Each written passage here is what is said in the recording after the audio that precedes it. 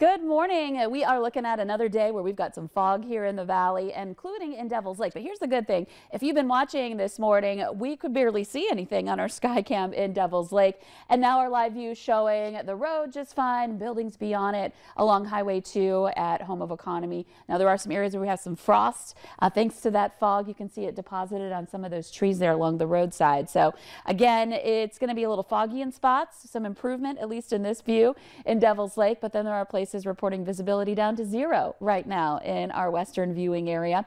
And then the frost issue going to be a factor for more places because we are all seeing our temperatures drop below freezing. So that's something we may need to factor into our morning drive here this morning. Taking a look at one of our DOT cams. This is in the Cavalier area. Normally we can make out the road surface there, but this is one of those areas where we have some dense fog along Highway 5 here. So not much visibility there. And our road conditions right now, you can see a lot of blue on the map in eastern North Dakota indicating frost on the road, some patchy frost to continuous frost in parts of Nelson County there, especially south of Highway 2. And then over to the east end of Minnesota, some reports of some frost on the road surface as well in a couple of locations along our highways there too. So again, a little frosty this morning. Temperatures again are going to be below freezing, so the fog that we're experiencing is freezing fog. We've got visibility down to less than a mile in Baudette, but focusing in on that area where that fog is pretty dense. Cavalier, we just showed you the sky cam from west of Cavalier, looking at 0 at the airport there. Cando, Carrington at 0. Devil's Lake is at a half-mile visibility. So temperatures again below freezing in most areas. We're right at that mark in 32 in Fargo and 30 degrees in Grand Forks, some 20s in some places as well.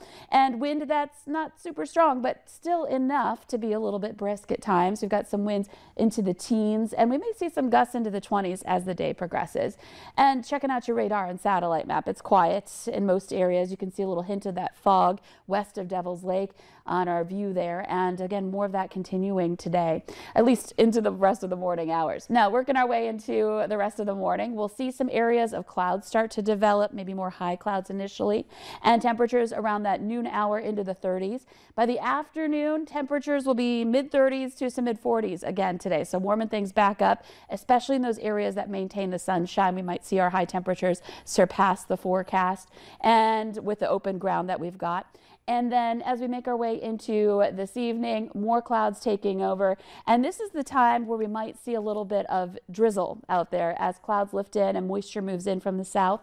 We're going to see that potential in places like southeastern North Dakota. You see those little spots of green showing on the map, indicating that there's going to be some moisture out there and the potential of some drizzle. Temperatures close to freezing. We may stay above overnight, but it's something to be aware of as we're making plans for hitting the road on Saturday morning. And you can always check the latest road conditions on the Valley News Live weather app, the latest throughout the tri-state area. And your forecast is brought to you by Innovative Basement Authority.